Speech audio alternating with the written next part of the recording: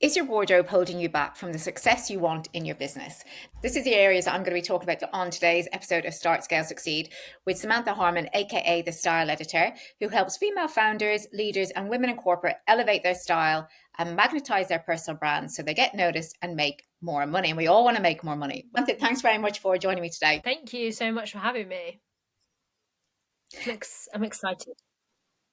I've been following you for a while, and I love how you've positioned yourself and your tone of voice and your whole social media. What was your previous life before you started styling? I was a newspaper and magazine editor, and I did not know anyone in media. I did not grow up in an environment where people even worked in corporate. I had no idea how to get into it, but I managed to do it, worked my way up to becoming an editor. But of course, media is very male dominated and elitist. And so it was unusual, let's say, for a young woman to be doing that job. So not only did I have to do the job in a very tough economic climate and all of the digital transformation that is happening, I also had to contend with the fact that I was a woman doing that role, which is different because when people hear the name Sam, they are expecting a man to turn up. They're not expecting a woman. I started to use my wardrobe as a tool for personal branding. And I did that because when I became an editor, I looked around me at what an editor wears. And I was like, okay, well, they wear black suits. But of course, I forgot that every editor that I knew was a man. So of course they did, because the rules are totally different. And as I was using my wardrobe as a personal branding tool and getting different opportunities because of that, other women started to ask me to help them to do the same. And my relationship with myself, my body has not been great, let's just say. And that is the same for most women, of course. So I started to help them. I love doing it. And I realized that this is a conversation that we're not having. We're not having a deep enough conversation about workwear in the context of what that means for women in 2025. How you combine the woo with the wardrobe and that kind of mindset with styling. Explain how you work and why you work that way. Your wardrobe isn't clothes. It is the physical manifestation of your beliefs, your hopes, your fears, your dreams, all of the things that you think that you can be, that you can't be. Every story you've ever been told about yourself is there hanging up on the rails of clothes. So when we are looking at your wardrobe, we aren't looking at a pair of trousers and a top. We're looking at the stories that they tell you and the stories they tell about you. So when I open someone's wardrobe, I am seeing how they see themselves. And there are clues. What are the things that they wear on repeat that they don't really like? What are the things that they never wear? Who would they be if they didn't have this massive amount of pressure, of rules, of who they were told that they should be, of being too much, of being too ambitious, of being too bossy, of worried about how they come across, all of that. And not to degrade an industry or profession, because I think that if anything, the work that a personal stylist does is increasingly important as we see more women getting into leadership roles or into running their own businesses. But I think that so much of styling is just so surface level. It's not actually really helping. It's not getting to the crux of the problem. Because it's all very well me saying to someone, oh, you're a winter, wear dual tones, wear these colours. But actually, if that woman does not feel like she is able to do that, like she is hiding, like she has this belief about herself, which is holding her back, you can give her all the colours that you want to give her. She's not going to wear them. She's not going to fulfill the potential. So it's so much deeper than just the clothes. And the other thing that it is energy, which again sounds woo. But it's really interesting that it sounds woo because everything's energy, right? So what you put on dictates how you feel and then how you perform at work. There are many studies that show this. It's called enclothed cognition, is the term for the psychological link between what we wear and how we behave. So this stuff is grounded in science. It's not woo, it's not frivolous, it's not silly.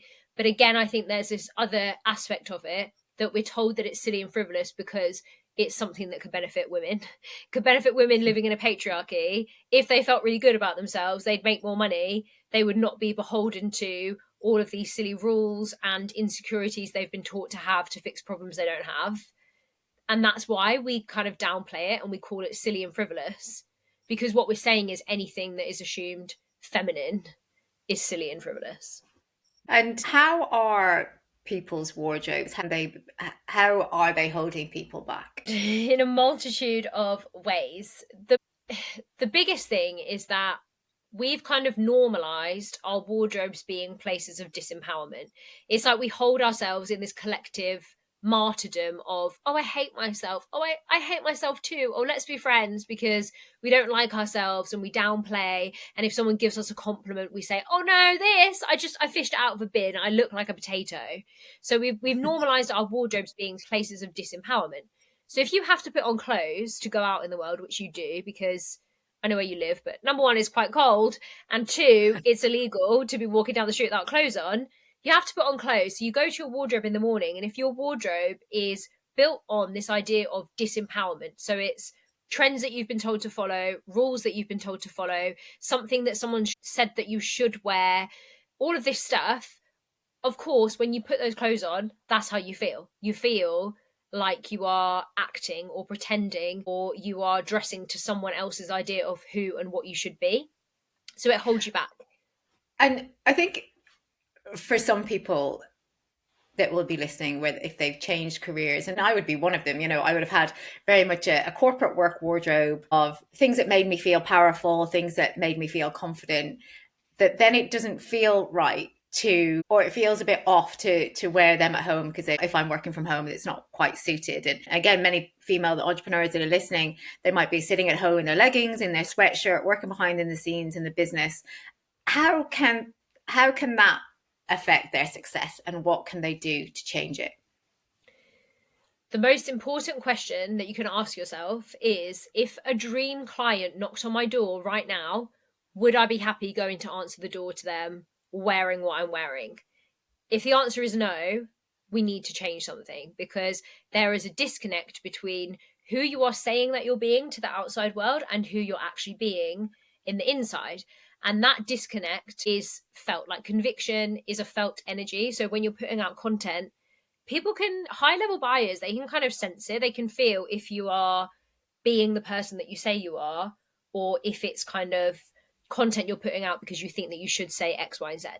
So if you ask that question, it immediately changes how you think about your wardrobe and what you're wearing at home, because we've been taught that the outside is the most important. The male gaze, what other people think of what we wear, is the most important thing about what we wear.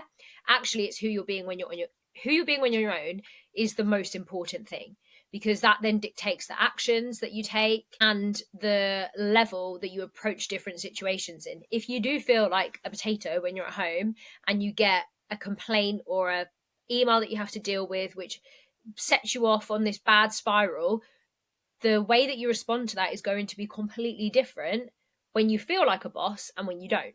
And obviously that doesn't just mean, you have to wear a suit at home all the time, but it's what elements can you bring in that make you feel like, yes, I've got this. I've got this today. I'm the CEO of my business.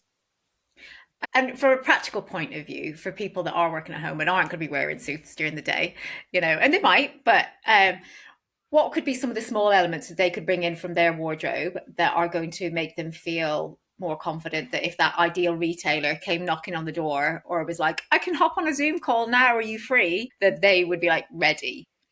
Yeah, so they're not panicking like, I look like Miss Trunchbull, like with my hair up here, and yeah, Yeah. I could not get away with the kind of, the cute, oh, I'm just so cute at home, not putting my face up, because I would look like Miss Trunchbull. It's a no. But it's about the symbolism of the items. So if something symbolizes to you boss mode, that's what you should wear. For some people, that might be putting on a jacket at their desk. For some people, it might be shoes. Shoes are a really easy and interesting one. And I found with clients, it actually makes the biggest difference. And I think it's because we always associate shoes with being outside, going to work. And if we're at home in our pajamas, we're telling our brain we're in sleepy mode. Our brains are prehistoric parts of our brains cannot keep up with this very new way of working. So give yourself the anchor of it's time to switch modes. For other people, it could be jewelry. For me personally, it's jewelry. I love putting in earrings, rings, accessories, just to signify to yourself that we're changing gears now. So we're Yeah. not on the sofa watching Netflix, we're at our desk doing work. I've been following what you do and your messaging. How do you, or do you use visualization in the work that you do? Yes, I do. I think it's really important that you have an idea of where you're going, because otherwise it's like getting dressed in the dark, right? We need to know where we're going, what we're aiming for. And one analogy that I often use with clients, which I've never flown a plane, so I don't know what I'm talking about. If there's any, pilots here, forgive me. But in a plane, you have autopilot because it keeps you on track, right? So if you are off by a few degrees, you will end up landing hundreds of miles away from where you intended to. So if you have that visualization or that plan of where you want to go and you dress with that intention every day, it's going to mean that you're on track to go to where you want to go.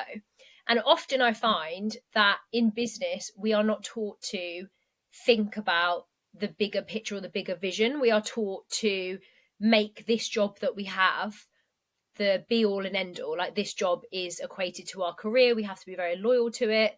If I'm a good girl and I just work really hard, then one day I'll get promoted. But that's not how business works. That's not how life works. You've got to be building outside of that.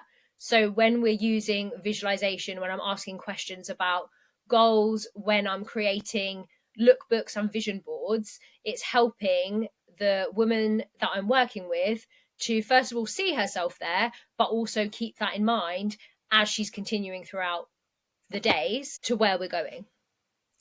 I really agree with that. And I've talked about doing an exercise of, that letter to your future self, Mhm. and what that your life looks like at that point, and all that kind of thing. And I think it's great if people that are thinking, if I was, so you might be turning over 100 grand in your business now, you might be turning over 200 grand. But if your target is 400 grand or more, what is that person wearing? How are they showing up every day? What is different that they are doing? Obviously not in their activities and how they perform the day, but what are they actually wearing? How do they look? How do they feel to what you're feeling now? And then to help them step into that, to step into that kind of zone as well, but from a mental point of view.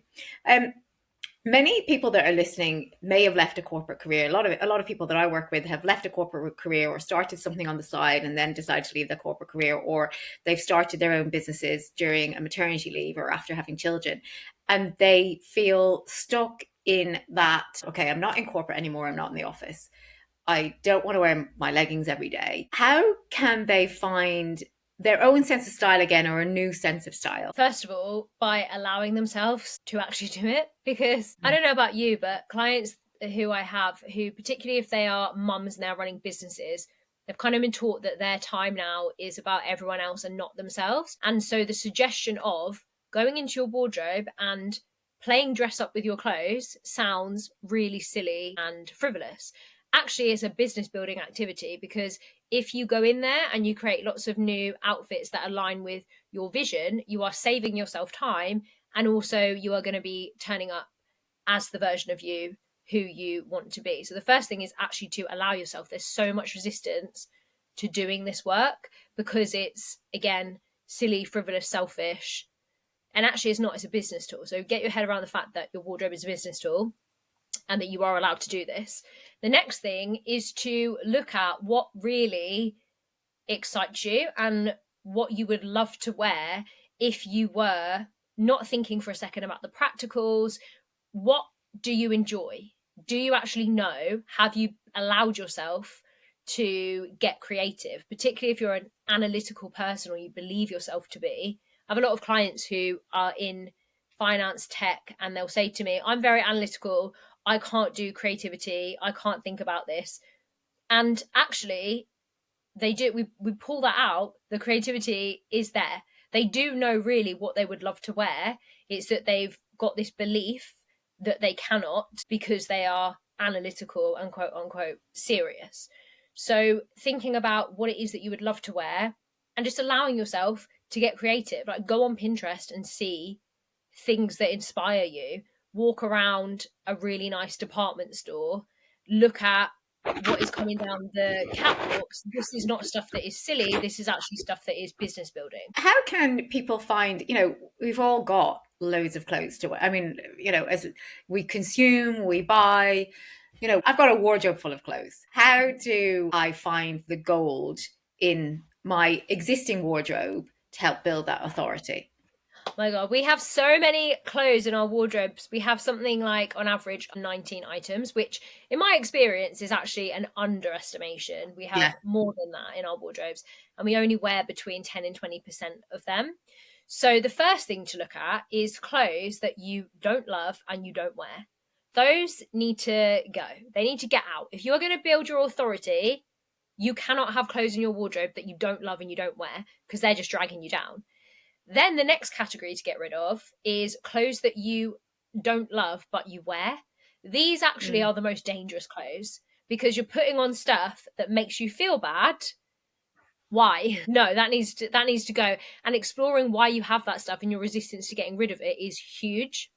And often it's the stories, it's the beliefs that you have. They're a safety blanket. They're keeping you in the comfort zone of where you are right now, not where you want to go. So once you have removed that stuff from your wardrobe, then take an objective look at all of the other stuff. What is the stuff that you love? Which of it makes you feel like the best version of you? Where are the similarities? What is the thing? Could it be a particular color, particular style, particular material that makes you feel really good? Follow those things through. And then with outfits, you don't actually need very many clothes to make outfits. You actually only need 2 bottoms, 3 tops, and accessories. You've got 12 outfits. If you double that, you've got 48 outfits.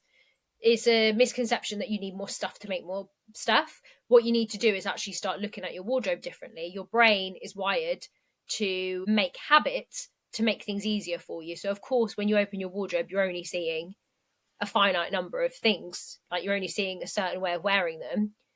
Instead of doing that, get out of the comfort zone, take an item that you love, and then pair it with something that you would never have put it with before, and just see what happens. And have a bit of fun with it. And I Yeah. think, like you say, getting rid of what you're not enjoying wearing, or is being able to see the wood for the trees. I know if I go in mine, it's like a bit cramped. I'm like, I go for the thing that I can see most easily or that I'm wearing most often because it's hanging very obvious for me to see. What about, are there any must have items that people should have in their wardrobe to help build those? It depends on, yeah, it depends on your personal style, of course. I think a lot of people spend a lot of time thinking about the outside and the statement pieces and the thing that I'll wear when I'm on a stage, and not so much on the basic items. And it sounds really boring, Yeah. but the foundations are the thing that everything else is built on. So if you do not have the correct foundations for you, you're going to find it hard to build outfits. So it could be really good pair of jeans, it could be a really good blazer that makes you feel like you're on it when you wear it. It could be decent quality t-shirts. Materials are obviously important increasingly. A lot of clothes are made of plastic wherever you buy them from. So looking at materials, because they have a vibrational frequency too. And stuff like linen, as an example, is a very high frequency fabric, whereas acrylics, plastics are low frequencies. If you put them on, you're not going to feel as good. Yeah. So yeah, the foundational things of building outfits, do you have those? Those are the most important things to spend your money on. But as I said, most people they'll spend like £500 on an outfit for a wedding they have to go to for their neighbour's friend's sister's ex-husband. But then when it comes to their everyday, they're putting on any old thing. Got to And turn it around. yeah, no, absolutely. And I love you had said before when I was looking at your social, it's who you are in those micro moments of, working from home when no one is around, that helps you step into the person that you want to become, because it builds up that habit, I would imagine, as well. And I think we can all, definitely starting in your underwear drawer sometimes in terms of what from that basis, and getting rid of what's not serving you there. Literally And start there. Start in your underwear drawer. Honestly, do it. do you help clients overcome imposter syndrome through wardrobe choices? It's a process. I use coaching techniques, obviously, but when I'm working with someone in their wardrobe, I am asking them a lot of questions, and I'm kind of, it's more like coaching than it is you should wear this and you should wear that. Yeah. And the most important thing actually is that your wardrobe is a reflection of you.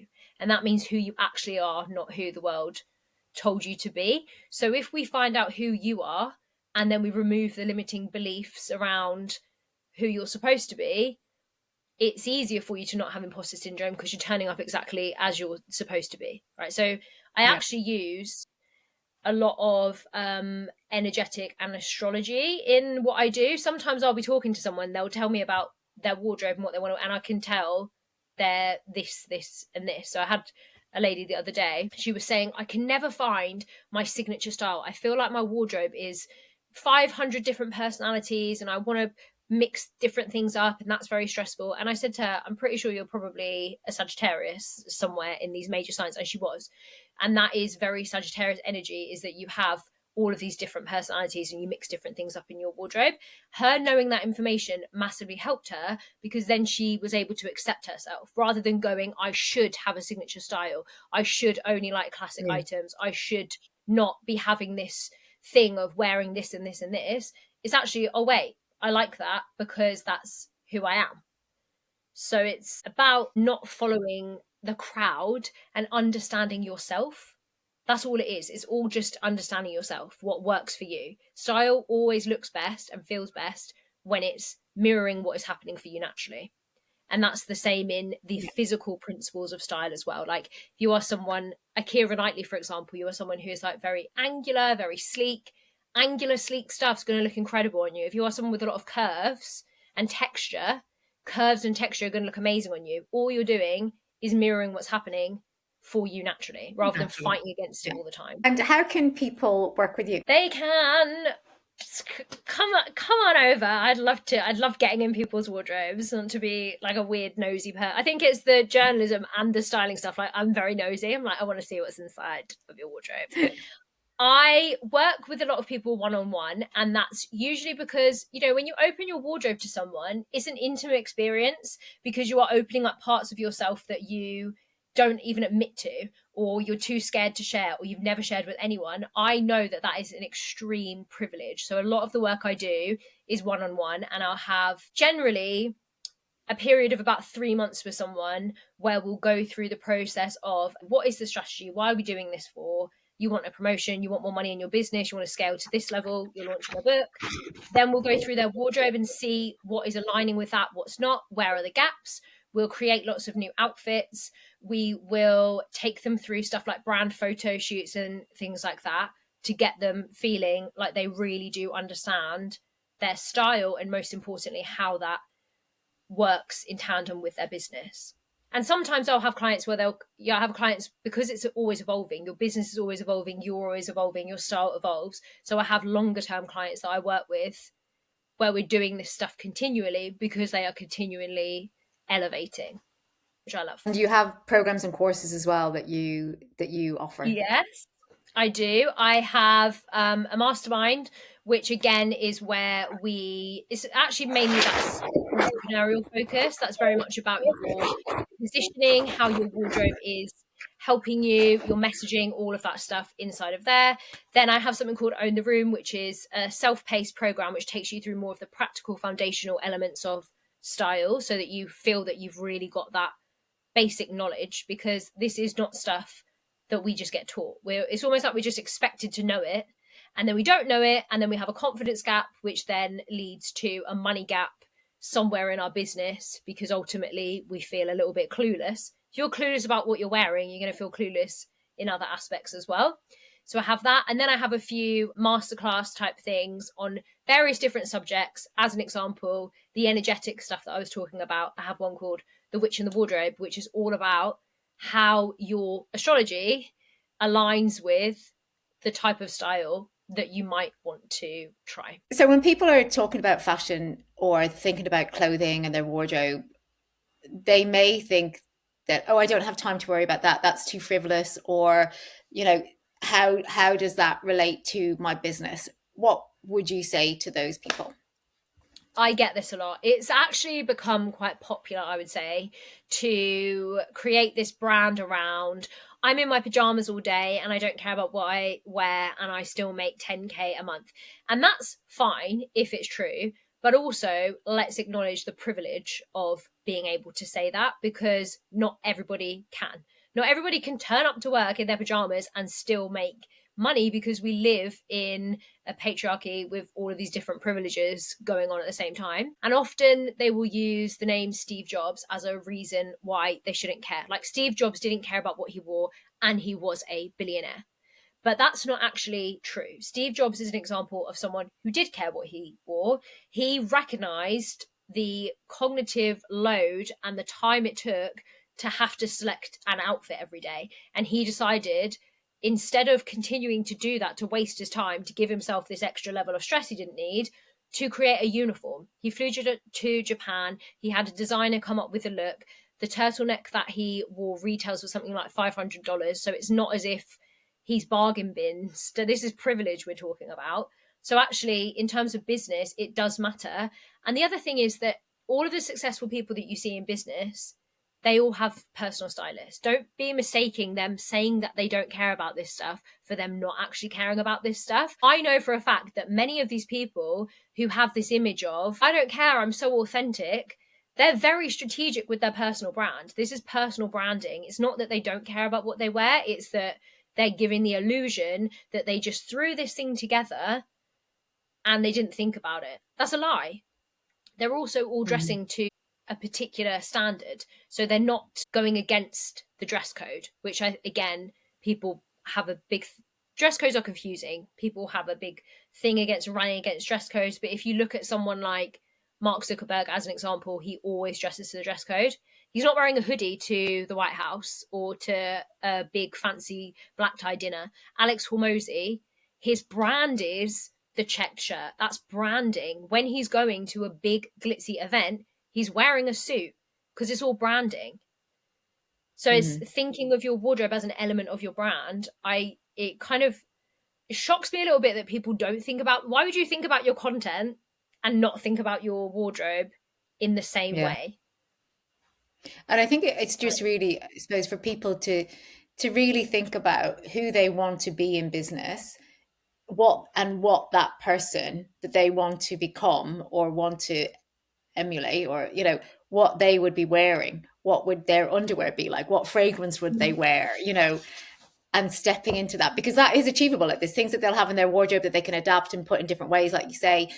Get out of the leggings. And I really do think that, but I was talking to a business owner yesterday, but she was just, her one of her things was, I'm sick of sitting around in my leggings all day, and I think it's just that feeling a sense of purpose, and putting on the clothes, the outfit, and then having the prop match that then as well.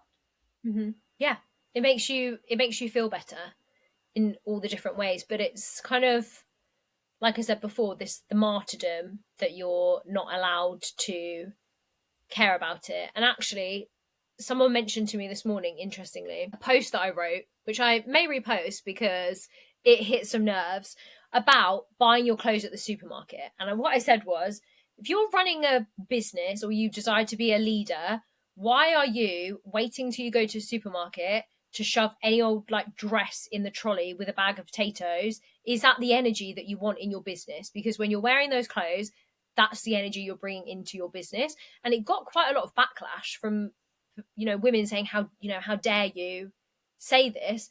But it's, again, this idea that it's martyred, like you have to be a martyr if you're a woman. You're thinking about everyone else other than yourself. The only moment you get to think about your wardrobe is when you're rushing around the supermarket trying to remember all of the things that you're supposed to get for everybody.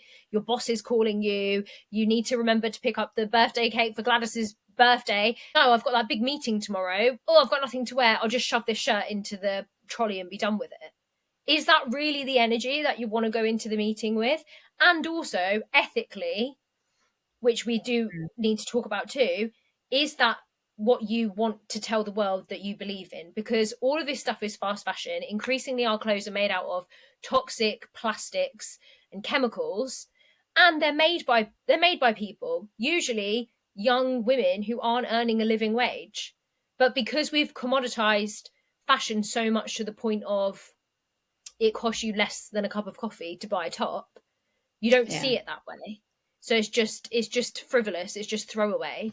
And we cannot afford, if we're thinking about ourselves in terms of community and not just self, we can't afford to do that because it doesn't just go away. There's a whole mountain of this stuff in Chile that's piling up. Yeah, and every other, and India and And Sri Lanka, Africa I've and seen them. And all this stuff everywhere. yeah, But it goes and away because we I have the mean, privilege. and I think though as well, it's back to your point that then as well of, you know, not leaving it till you're in the supermarket to buy you know, being more intentional about your clothing choices, about your planning for what you're wearing, so that you can spend the time scouring Vinted for that perfect pair of jeans if you know if you can't afford to buy them new, or you can't find them new, or you can, you know, you spend the time on Versataire looking for those beautiful antique earrings, you know, but it's the intention that you have to treat yourself, and not even treat yourself because it shouldn't be a treat, but it's just the intention with, I suppose, planning more and just giving more thought to Mm-hmm. yourself and how you show up. Yeah. Because if we're being honest as well, and again, maybe we don't like saying it, but high value clients, high value retailers, high value customers, they are expecting you to show that you actually care. And I think there's this whole thing about pretending like we don't care now.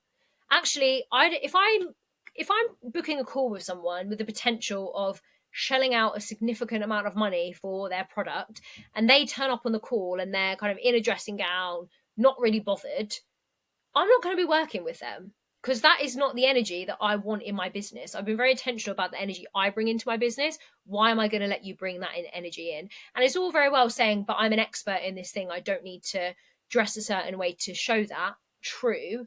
But I do think it adds an element to your work that is currently missing because, as the science shows, if you feel good in what you wear, you perform better at work. So if you are an expert in something and you're showing up like an expert, I believe that there is an extra level of magic in your work that I Yeah. would get from you if you weren't doing this whole, oh, it doesn't matter what I wear, I'm still an expert. Yeah, of course you're an expert.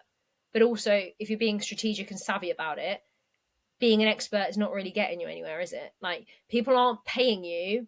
Yes, they're paying you sometimes for the product and the skill, but if you desire to be a thought leader of your industry, a keynote speaker on the panels, the person they think of, you being an expert is not enough in any way because there are hundreds of experts out there.